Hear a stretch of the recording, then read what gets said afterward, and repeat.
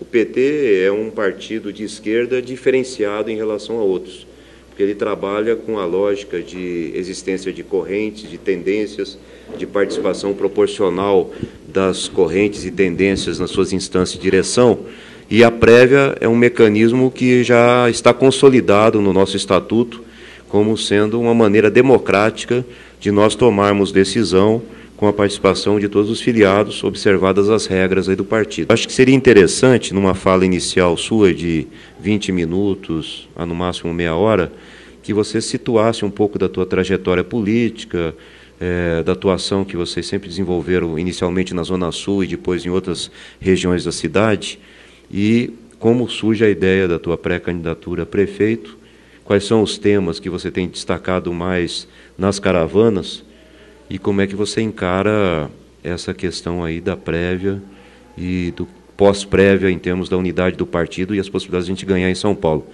Queria agradecer muito a sua vinda, né? Nós esperamos que mais pessoas compareçam, mas para a gente é fundamental, uma vez que temos aqui representantes de vários diretórios da cidade, tá bom? Obrigado. Boa tarde, pessoal.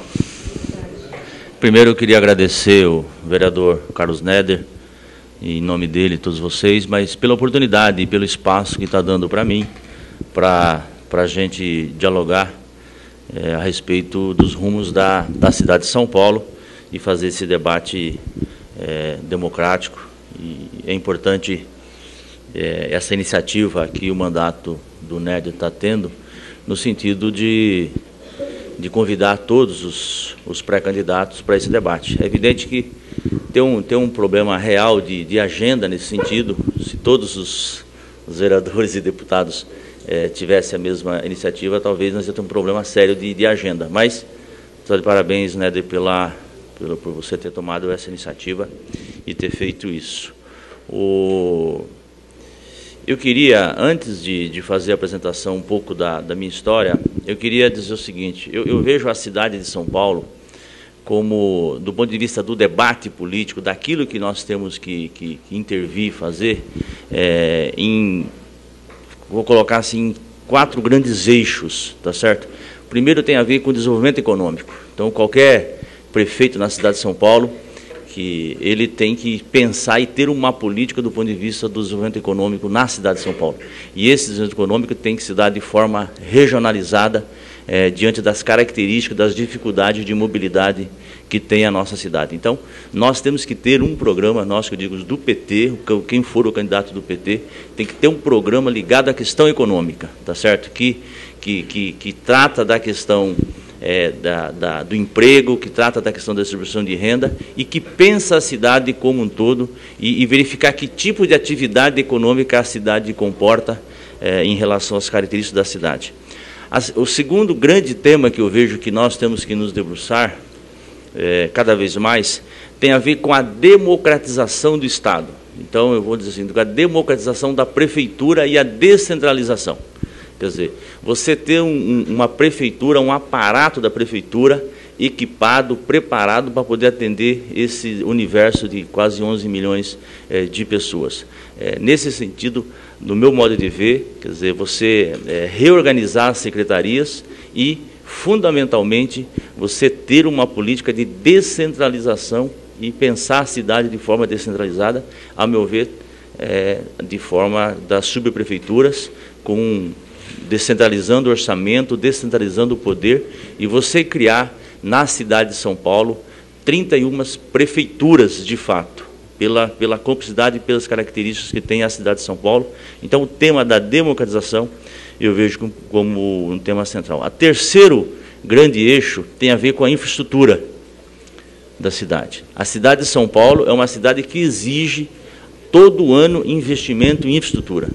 E quando eu falo em investimento em infraestrutura, aqui eu estou dizendo principalmente na questão da mobilidade, principalmente na intervenção em relação ao transporte público, metrô, corredores de ônibus, ligar com a questão do trem, mas principalmente aquilo que é de competência da prefeitura, nós fazermos corredores de ônibus na cidade para valer, e algumas obras viárias que eu vejo como fundamental.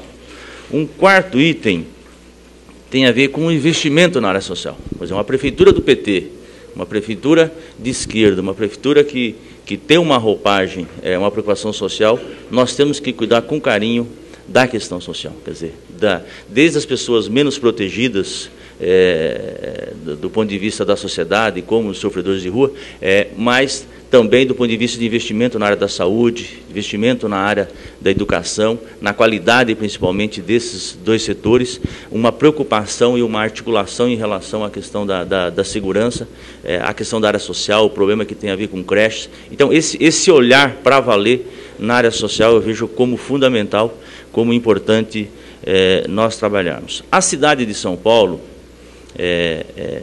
dito esses 4 grandes eixos, a cidade de São Paulo precisa, ao meu ver, de um prefeito, de uma administração que seja uma administração arrojada, que tenha desafios além daquilo que é o normal de um prefeito. Por isso que eu defendo, eu acho que nós temos que ter a ousadia, a coragem de fazer grandes intervenções na cidade de São Paulo, preparando a cidade para os próximos 20, 30 anos. Nesse sentido, eu defendo que nós temos que fazer um grande plano que está, inclusive, no plano diretor que foi aprovado na época da Marta, de nós fazermos algumas operações urbanas estruturantes.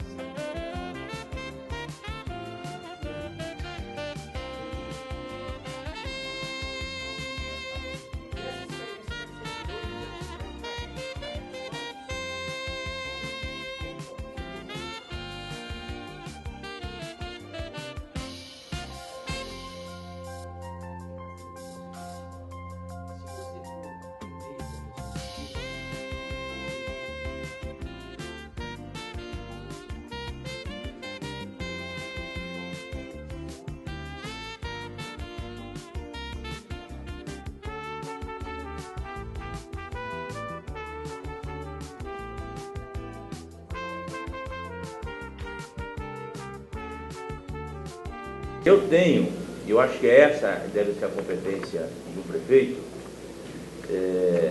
discernimento daquilo que é o central do ponto de vista de política pública.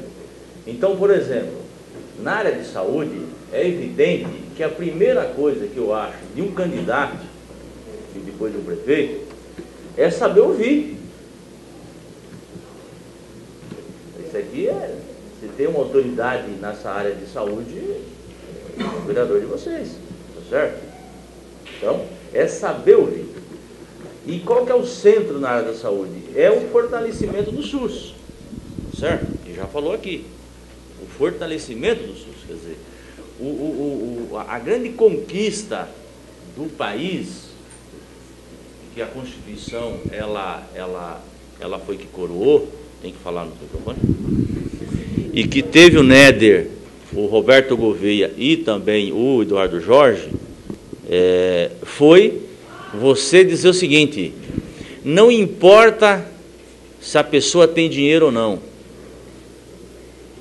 não importa o tipo de complexidade de doença que a pessoa tem, ela vai ter o tratamento igual. Gente, tem coisa mais bonita que isso no Brasil?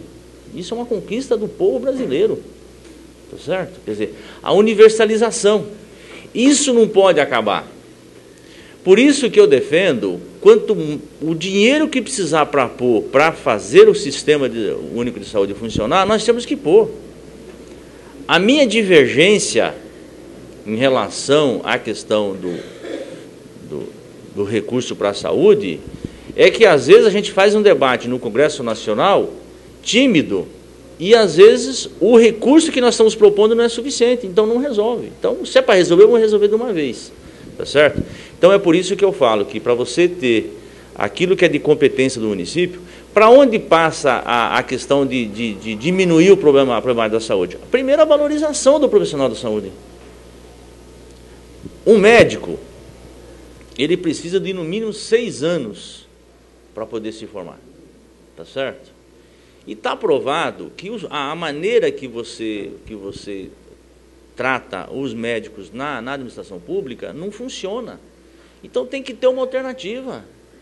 E o médico que ganha pouco, e com falta de médico no Brasil, e o médico que precisa de clientes também, se você não paga um bom salário para o médico, ele vai embora.